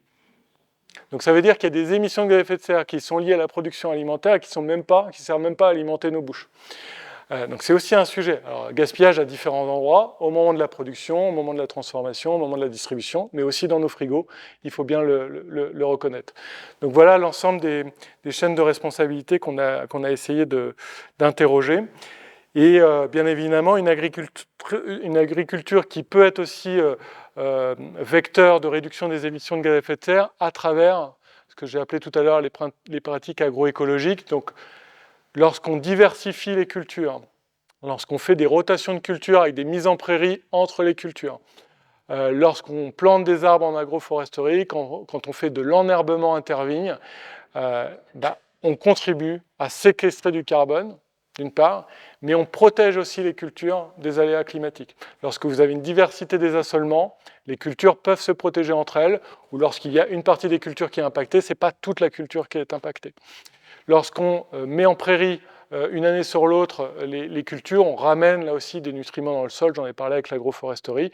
Donc voilà un ensemble de mesures qu'on essaye de promouvoir et qu'on a calculé avec là aussi des revenus supplémentaires pour les agriculteurs, parce que vous avez un dispositif aujourd'hui qui est assez peu connu, qui s'appelle paiement pour services environnementaux.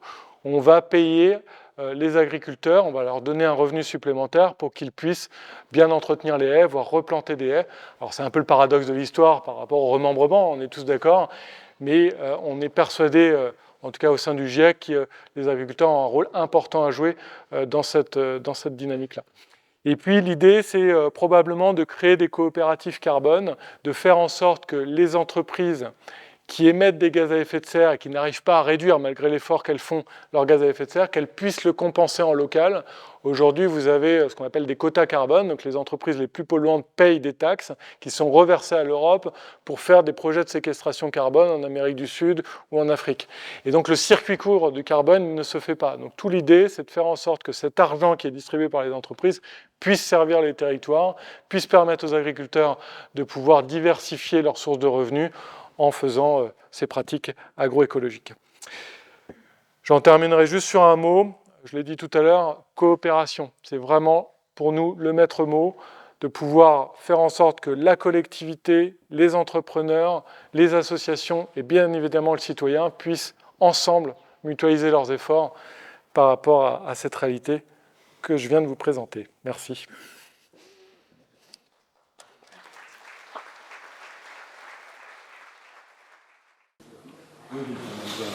Non, mais tout de suite, on va rentrer dans le vif du sujet. Pour décarboner, bon, voilà, on est complètement d'accord avec les objectifs. Quels moyens mettre en place? Est-ce qu'il ne faut pas aller tout de suite dénoncer tout de suite le système libéral dans lequel on vit? Et voilà, quoi, parce qu'on ne peut plus continuer comme ça, de toute façon, on le voit bien. Donc il faut mettre les moyens en place. Et est-ce qu'il faut y aller avec de l'autorité ou un peu plus de... Qu'est-ce qu'on fait? Non, mais c'est un vrai problème. Alors c'est toujours difficile de répondre à ce type d'interpellation, parce qu'évidemment on a tous une idée derrière la tête par rapport à cela. Ce que je peux répondre uniquement d'un point de vue scientifique, c'est que le modèle actuel nous a entraîné sur une surconsommation de ressources qui amène le constat que je vous présente aujourd'hui. Donc il y a nécessité, il n'y a aucun doute là-dessus, de changer nos modèles.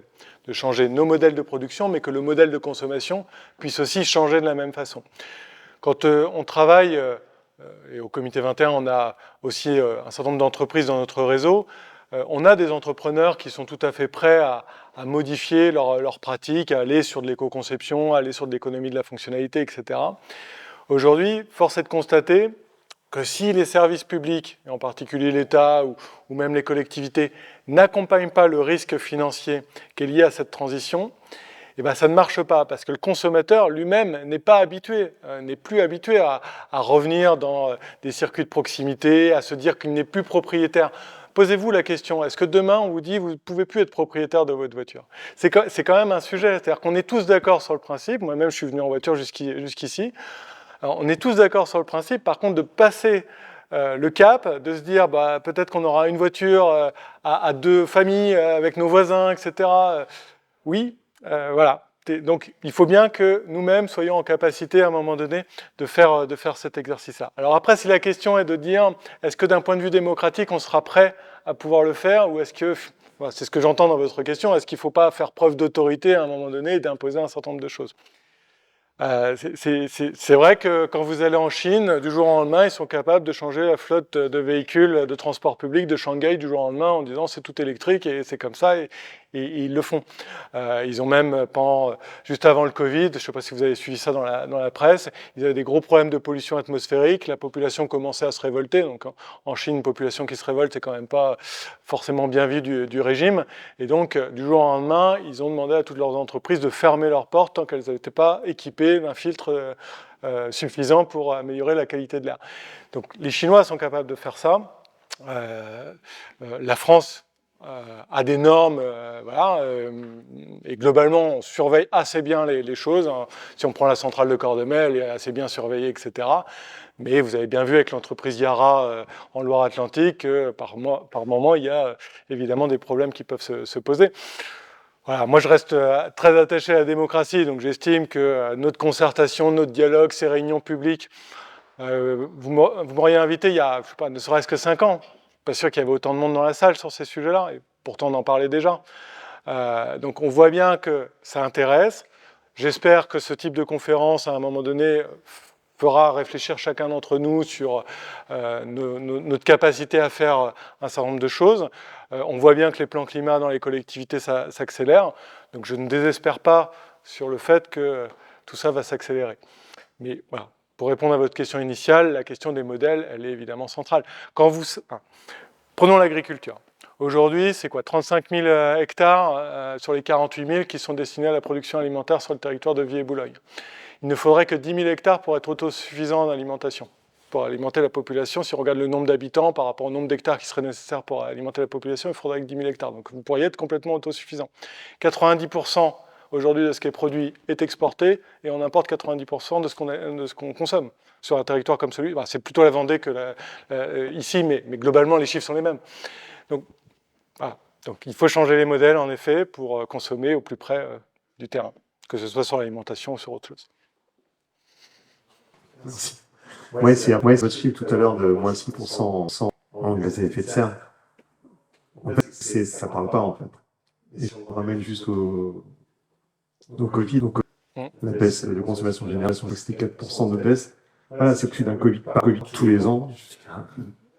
C'est ça, concrètement, c'est ça. On est fois c'est tout ça de réduction, même si c'est ça. Tout à fait. Alors les chiffres ont été revus là, pour le Covid. On est à moins 5,7% à l'échelle mondiale pendant le Covid.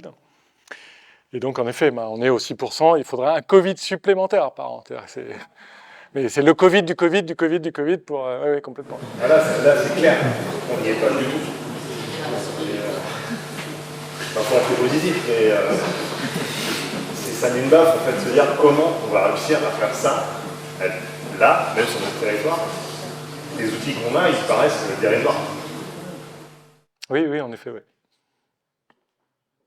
C'est là où on sera ni sur le scénario, probablement, je peux le dire sans trop m'avancer, mais on sera ni sur le scénario du 2 degrés dont je vous parlais, ni complètement sur le dernier. Il y a probablement un scénario un peu intermédiaire qui nous amènera autour de 3 degrés, mais là aussi, le 3 degrés ou le 4 degrés ne veut pas dire grand-chose, parce qu'on est sur des températures moyennes lissées à l'année. On pourrait comparer pour Ressurvie, si on regarde 16 degrés à la fin du siècle, c'est à peu près les températures moyennes de Lisbonne. Et pour autant, on n'a pas du tout la même chose, parce qu'on va avoir, Lisbonne, c'est une température qui est stable. Alors, il y a très peu de différence entre l'hiver et l'été, un petit peu, mais c'est là où on va avoir des pics de chaleur extrêmement importants et des températures plus faibles l'hiver. Donc c'est ça qui... Donc c'est vrai que... Voilà. Donc l'effort, il est considérable. Encore une fois, il faudra s'adapter. Et dans l'adaptation, il y aura aussi peut-être des belles choses. Il faut pas voir tout en noir. Là, je vous dresse un point de vue scientifique, mais voilà, l'arrivée du sorgho éventuellement sur notre territoire, à voir, il faut préciser les analyses, mais peut être quelque chose de très intéressant, moins gourmand en eau et en même temps qui nous permettent d'alimenter notre bétail. Bon, voilà. Après, il y a des effets rebonds. Voilà, qui peuvent être positifs d'un point de vue économique, mais on parlait de la population tout à l'heure, on voit bien que la population touristique, par exemple, il n'y a pas besoin d'avoir une analyse scientifique. Naturellement, que font les touristes depuis quelques années, c'est qu'ils remontent vers le nord de l'Europe, le nord de la France, naturellement. Parce qu'il fait trop chaud en Espagne, trop chaud au Maghreb, trop chaud en Occitanie et en PACA, donc c'est un bien pour l'économie, et en même temps... voilà. La viticulture, aujourd'hui, on a plutôt des vins, vous savez, pour ceux qui sont plus âgés, les muscadets, c'était quand même pas des vins toujours de qualité. Aujourd'hui, c'est des vins de table qui sont très bons, avec un taux de sucrosité, mais aussi des taux d'alcool qui, dans le Bordelais, ils désalcoolisent certains vins. Mais l'homme a toujours su s'adapter. Ce que je voudrais pas si je parle assez peu de ces sujets-là, c'est pour pas qu'on croie qu'on saura s'adapter et l'homme aura toute l'intelligence, toute l'innovation technologique pour le faire. Croyez-moi, il faut quand même réduire au maximum, quoi. Oui, je voulais savoir si pour une meilleure prise de conscience de chacun, il ne serait pas possible d'établir un bilan carbone finalement au niveau de chaque foyer, de chaque ménage, quoi. Est-ce que c'est possible? Oui, alors en fait, vous avez des outils qui sont très, très pédagogiques sur l'ADEME, qui est l'Agence des transitions écologiques. Vous avez des outils qui vous permettent, en fonction de votre consommation alimentaire, de vos déplacements, etc., d'établir un bilan carbone. Le bilan carbone, à l'échelle des Pays de la Loire, il est de 8,7 tonnes par habitant. Si on prend uniquement les émissions produites sur le territoire, je ne vous parle pas des émissions importées, on prend les émissions importées, on double quasiment. Et l'objectif qui est fixé globalement pour atteindre la neutralité carbone, quand les scientifiques nationaux, pour le coup, ont fait cet exercice de ramener ça à l'habitant, il faudrait 2 tonnes par habitant. Voilà. Donc on retombe à peu près sur le moins 80%, le facteur 5 qu'on a établi. Et pour autant, on a fait l'exercice d'avant tout de voir ce qui était séquestrable avant de se dire ce qu'il fallait réduire. On tombe sur les mêmes objectifs. Et je crois que l'État qui a sorti sa planification écologique, là, sort à peu près les mêmes objectifs. Là où on n'est pas d'accord, je parle juste de ce sujet-là, c'est que l'objectif de l'État, par exemple, dans la planification écologique, est de moins 10% sur les prélèvements en ressources en eau. Là où nous, sur les nappes phréatiques, on dit on n'y touche plus. Et même en Deux-Sèvres, c'est un vrai sujet. On n'élude pas le sujet du stockage parce qu'à un moment donné, l'agriculture, il n'y a pas de plantes qui poussent sans eau. Donc il faut bien à un moment donné résoudre ce problème-là. Mais le prélèvement sur des nappes phréatiques, c'est vraiment quelque chose qui est, de notre point de vue, à proscrire. Bonsoir. Je voudrais avoir votre avis sur le stockage du carbone dans le sol. Stockage artificiel ou naturel? Artificiel. Alors en effet, donc, pour ceux qui ne sont pas au courant, aujourd'hui il y a dans les adaptations et les mesures qu'on pourrait prendre, l'idée d'un certain nombre d'acteurs de se dire de toute façon on n'arrivera pas à réduire, ou on acte le fait qu'on n'arrive pas à réduire nos émissions, donc on va séquestrer un maximum de carbone avec des solutions technologiques. Alors d'une part, ces solutions aujourd'hui, de ce que j'en connais, ne sont pas très au point.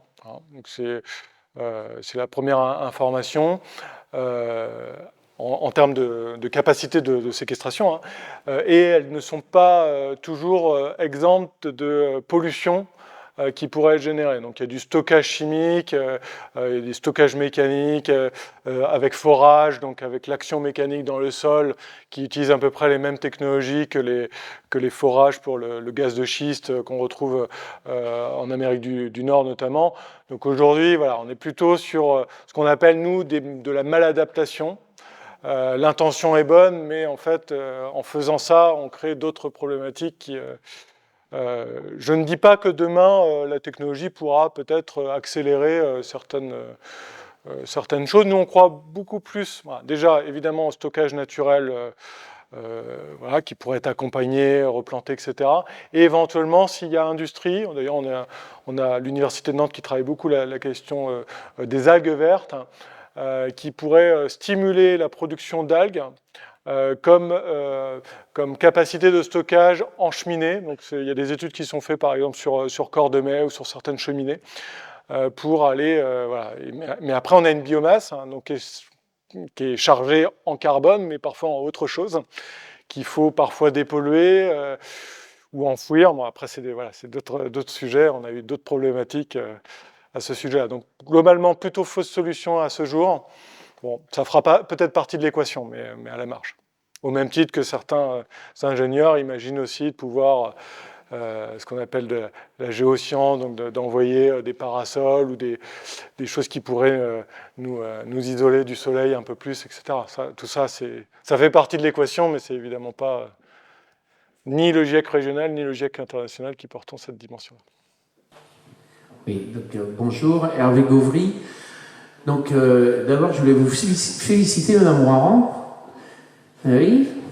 Non, vous, Madame Roran, parce que ce qu'on a vu dans la deuxième partie de la conférence, c'est à peu près ce qu'il y a dans le PCAET de Villers-Boulogne. Donc vraiment, vous n'êtes pas trompés, hein, super. Puis c'est à peu près aussi ce qu'on voit dans le PCAET de Saint-Fulgent-les-Essarts et de La Roche-sur-Yon. Hein. En ce qui me concerne, je fais de l'éducation à l'environnement depuis 40 ans, et la difficulté majeure que je rencontre depuis 40 ans, et ça n'a pas bougé d'un millimètre depuis 40 ans, c'est l'acceptation sociale de toutes ces listes des choses qu'il faut faire. Il faut faire. Alors, franchement, il y a 40 ans, une soirée comme ça, on a arrêté 4. Hein. Donc ça s'est quand même amélioré. Et puis, ce n'était pas il y a 40 ans, ce n'était pas la collectivité locale qui organisait, c'était une petite association ou un étudiant qui voulait faire son petit truc. Donc ça a quand même évolué.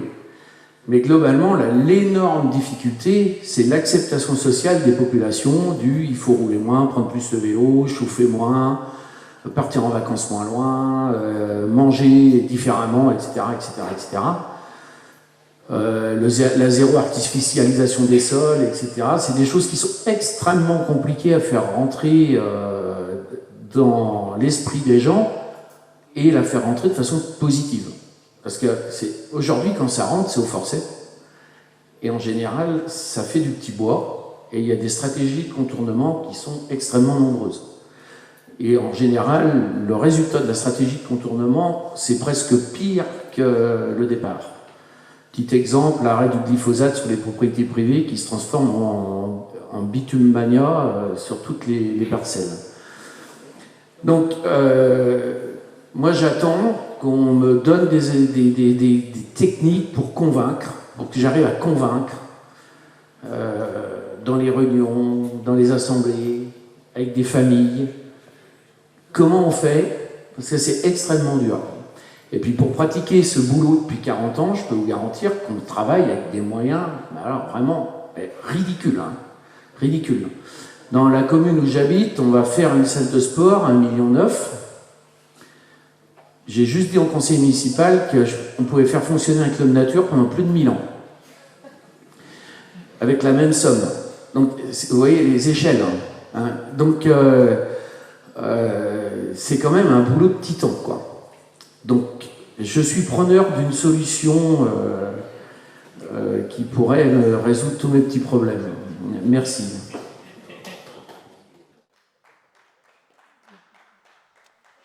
Non, malheureusement, j'ai pas de réponse, vous le saviez de toute façon, à vous apporter là-dessus. Ce que je peux juste vous dire, c'est qu'aujourd'hui, dans la composition du GIEC, on a 2 chercheurs qui travaillent cette question-là. C'est Roselyne Fleury, qui est la directrice du laboratoire de psychologie sociale et environnementale de l'Université de Nantes, et Géraldine Molina, qui travaille aussi beaucoup sur les questions d'acceptabilité et de frein au changement.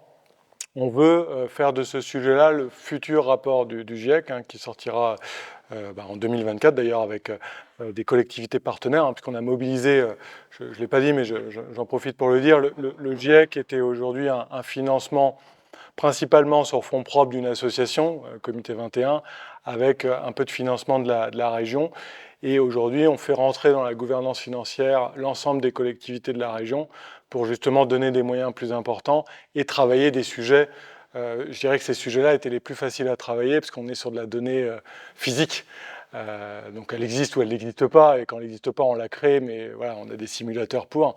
La donnée sociale, elle est beaucoup plus compliquée. Elle s'appuie sur des enquêtes, elle s'appuie sur des expérimentations, etc., sur un tissu associatif riche, d'éducation à l'environnement, le GREN, vous, etc. Donc ça, c'est... Voilà. Donc on veut travailler cette question-là.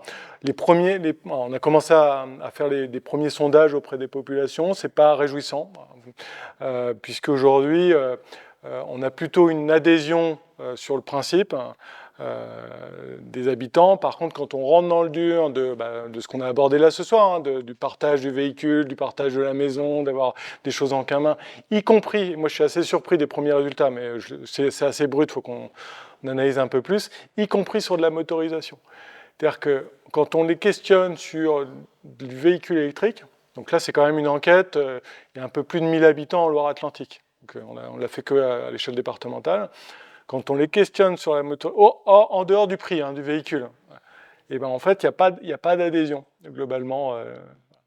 Donc voilà. Moi, ça m'a un peu surpris, parce que je me suis dit, ça ne change pas complètement les habitudes, hein, de passer d'un véhicule thermique à un véhicule électrique. Ben non, justement, c'est en dehors du prix, parce qu'en fait, c'est le changement d'habitude, le manque de connaissances aussi, la peur de pas... La recharge aussi, alors ça, c'est un sujet, c'est-à-dire de ne pas pouvoir faire 1000 km, parce qu'avec les véhicules, maintenant, on peut faire 1000 km. Il n'y a pas si longtemps, on s'arrêtait au bout de 400, 500 km. Alors c'est sûr que le confort fait qu'on ne s'arrête plus pour faire un plein, mais aujourd'hui, voilà, c'est plus ça, c'est-à-dire de ne pas comprendre, de se dire qu'il va falloir, ça va être plus contraignant, etc. Mais c'est quand même une réalité. Donc, pas de réponse, mais voilà, on sera attentif à consulter le secteur de l'éducation à l'environnement pour construire aussi des réponses qui soient adaptées. Y compris sur le financement du secteur associatif, parce que c'est aussi dans la proximité que tout ça s'opère. Vous avez parlé d'augmentation de température. Est-ce que, à contrario, on peut imaginer des hivers plus rudes dans les années à venir? Alors, globalement, non. C'est-à-dire qu'on aura plus d'hiver comme on a pu connaître, rudes, etc. Ce qui n'empêche pas, et c'est la différence entre climat et météo, ce qui n'empêche pas une année avec une anomalie de température à la baisse. Voilà. Au même titre, et on l'a bien connu en 2023, globalement, on va avoir des étés caniculaires, ça n'empêche pas d'avoir un été avec une dépression au sud de l'Angleterre qui emmène un été plutôt pluvieux ou plutôt gris. Donc voilà. Donc c'est là où c'est compliqué parfois à expliquer à la population, c'est que le climat, c'est une analyse sur 30 ans, minimum. Voilà, la météo, c'est ponctuel au jour le jour, sur un mois. On peut avoir des prévisions, d'ailleurs, des prévisions qui sont de moins en moins de bonne qualité parce que c'est très très variable. Puis on n'a plus les mêmes moyens à Météo France qu'on avait auparavant, donc voilà, c'est plus compliqué. Mais voilà, globalement, on pourra de temps en temps avoir un hiver rude. Je réponds à chaque fois, je réponds aussi parfois un petit peu à côté, c'est la question des grêles qu'on a étudiée, c'est-à-dire que ce qu'il faut voir, c'est que globalement, on risque parfois d'avoir des hivers extrêmement doux, mais une anomalie de température qui n'en sera pas par rapport à ce qu'on connaît aujourd'hui au mois de mars, ou au mois de fin février ou début mars, une grêle ou une température qui chute, alors même que comme la température a été globalement plus douce, on aura eu un accroissement de la végétation. Donc on ne sait jamais, en fait... C'est jamais un gel tardif, en fait. Les gens parlent de gel tardif, mais c'est une végétation comment on appelle ça, précoce, voilà. C'est une végétation précoce, ouais.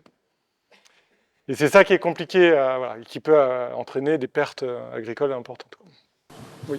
Je voulais juste rebondir sur ce qui vient de se dire. C'est vrai que on avait entendu il y a quelques années que le courant chaud qui parcourt les côtes françaises, qui nous amène en fait aujourd'hui notre climat, puisqu'il faut savoir que Nantes et Montréal sont à la même latitude, et pourtant on n'a pas le même climat qu'à Montréal. On avait entendu à un moment donné que du fait de la fonte des glaces, ça diluait l'eau de mer, je sais pas quoi, et du coup ce courant-là réduisait, et que s'il réduisait, on ne pouvait arriver à avoir le même climat en fait justement qu'à Montréal. Je ne le vois pas dans les études, et je ne sais pas si ça c'est une légende urbaine, ou si ça continue, ou si c'est pas pris en compte. Je ne sais pas votre avis sur ça. Alors en effet, il y a eu des études à un moment donné qui pouvaient laisser entendre que le ralentissement de ce courant ou l'arrêt de ce courant pourrait emmener des températures tout autres par rapport à ce qu'on prévoyait en termes d'évolution des températures. Ce qu'on sait aujourd'hui, c'est que ça ne changera pas les trajectoires. Ça changera peut-être les chiffres que je vous ai présentés, mais globalement, même si le courant ralentit ou s'arrête, on connaîtra en Europe, je ne vous dis pas que c'est le cas pour d'autres parties de la planète, mais en Europe, on continuera à avoir un accroissement des températures, peut-être un peu plus, peut-être un peu moins, mais les trajectoires seront les mêmes. Donc, par rapport à ce qu'on connaissait il y a 10-15 ans, on a beaucoup progressé sur cela, que ce soit en termes de température ou de précipitation d'ailleurs. Et globalement, de toute façon, on sait qu'il y aura un ralentissement. L'arrêt, on n'en est pas sûr, mais avec en effet la fonte des glaces terrestres qui ramène beaucoup d'eau douce, l'augmentation des températures de l'océan Atlantique, on voit bien que ce courant est en train de ralentir. Voilà. Donc, par rapport à votre question, non, ça ne changera pas les prévisions, ça peut les modifier sur le chiffre exact, mais pas sur les trajectoires. Je voulais revenir sur les résultats que vous présentez. Il n'y avait pas trop de questions sur tout ce qui était littoraux et les moyens peut-être de captage de CO2 via les littoraux. Est-ce que vous avez parlé uniquement de biodiversité? On a un petit bout de littoral quand même qui est exploité. Les conséquences qu'il peut y avoir sur toute la partie littorale, au niveau de la pêche, même je sais pas, plus de méduses, j'en sais rien. Alors sur le littoral, il y a beaucoup de choses à dire. Hein. Sur l'océan en tant que tel, c'est donc à la fois l'augmentation des températures, donc avec la migration des poissons dont j'ai parlé tout à l'heure, l'arrivée des méduses de façon plus massive, bien évidemment, en raison de ce réchauffement des températures de l'eau. Hein. Ça, c'est quelque chose qu'on observe maintenant un peu partout en France et à l'international. Elles ont moins de prédateurs également, parce que les poissons migrent. Certaines espèces migrent vers le nord, alors que les méduses ne bougent pas trop, donc elles ont moins de prédateurs, donc elles peuvent plus se développer. Sur l'aquaculture, donc j'en ai parlé tout à l'heure, sur l'acidification en particulier, mais pour l'instant on n'a pas directement de corrélation, hein, c'est suivi de très près. En tout cas, l'acidification de l'océan n'a pas l'impact qu'on aurait pu penser sur la production de coques ou de moules. Mais voilà, je le dis avec beaucoup de précautions. Je ne sais pas s'il y avait deux. C'était sur la production économique ou c'est... Oui, alors sur le captage du CO2 par rapport sur l'océan, ça c'est une problématique. C'est-à-dire que les poumons qui permettent de séquestrer le CO2, donc les grandes forêts primaires dans le monde, l'Amazonie en particulier, les océans, les mers, les océans qui jouent leur rôle de séquestration jouent moins leur rôle, ils séquestrent toujours, mais on voit bien que la quantité de ce qui est séquestré diminue en raison de la saturation du CO2 dans l'eau. Et c'est ça qui contribue à l'acidification, hein, d'ailleurs. Hein. Tout ça, c'est des mécanismes physiques. Mais aujourd'hui, c'est observé, il y a moins de séquestration par l'océan. De là à ce qu'il soit saturé, on n'est pas sur un lac. Hein. Sur un lac, lorsqu'il n'y a pas de courant, on pourra avoir des problèmes de développement d'algues, etc. Sur l'océan Atlantique, le développement des algues n'est pas du tout lié au changement climatique. C'est lié à d'autres phénomènes de pollution, en particulier au nitrate. Mais voilà, on n'en est pas là. Mais voilà, là où on pouvait compter sur eux de façon massive, au même titre que les forêts, aujourd'hui, on est en train de revoir notre copie en disant qu'il allait falloir trouver d'autres solutions de séquestration que celle-ci. La santé humaine va évoluer ces prochaines années. On voit actuellement des modifications dans la nature, vous le soulignez, tout d'un coup, il y a des fleuves qui sont complètement pollués, les poissons meurent. Ce matin, on apprend qu'à Moulin-Papon, il y a une nouvelle algue, une petite algue verte qui dégage plein de toxines. Comment tous ces problèmes-là, l'humanité va être touchée? Qu'est-ce qu'il faut prévoir? Alors, c'est aussi un rapport qu'on va publier là en 2024. On a quelques éléments déjà à vous donner. En fait, sur la santé, il y a deux aspects. Il y a l'aspect vulnérabilité des populations face à un événement extrême. C'est aussi une question de santé. Hein. Lorsqu'il y a une canicule, une submersion comme Xynthia, etc., ça impacte la santé des populations. Donc là, on est plutôt sur des recommandations vis-à-vis des populations pour qu'elles puissent comprendre le risque auquel elles sont exposées. Et c'est plutôt une question de comportement, c'est-à-dire que, pas que, mais souvent une question de comportement au regard du risque auquel on est confronté. Et ça, c'est un peu nouveau quand même sur les populations. C'est quoi le bon comportement lorsqu'il y a une inondation, lorsqu'il y a une submersion, lorsqu'il y a une canicule, etc. Alors sur les canicules, on en a un peu plus parlé ces dernières années, donc je crois que les comportements à la fois des populations vulnérables, mais aussi des familles des populations vulnérables se mettent en place pour se prémunir. Donc il y a ça d'un côté. Et de l'autre côté, il y a les nouvelles maladies ou des maladies existantes qui pourraient s'accentuer avec le changement climatique. Alors, je ne vais pas détailler tout ça parce que ça nous amènerait sur un exposé plus trop long, mais aujourd'hui, il y a un moustique qui peut véhiculer des maladies, qui est le moustique tigre, qui aujourd'hui a colonisé à peu près 70 départements en France. Donc en l'espace de... Depuis 2004, on a commencé à observer la présence du moustique tigre en France, du côté des Alpes et de la Haute-Savoie, je crois, de mémoire. Puis PACA, puis après ça a remonté. Il y a 4 départements sur 5 en Pays de la Loire qui sont concernés. Seule la Sarthe aujourd'hui n'a jamais observé de moustique tigre sur son territoire. Aujourd'hui, on sait que ce moustique tigre, il véhicule un certain nombre de maladies, dites maladies tropicales, qui proviennent principalement d'Asie, qui sont le chikungunya, la dengue, le Zika, etc. Pour la première fois en 2022, et c'est ça qui inquiète les autorités de santé, on a eu des cas de dengue autochtones. Donc, auparavant, on avait des cas de dengue, mais qui étaient des cas de dengue importés, des gens qui allaient dans certains pays, qui contractaient la dengue et qui arrivaient en France et qui se faisaient soigner en France. Là, il y a des cas de dengue autochtones, il y en a eu 65, uniquement en région PACA en 2022.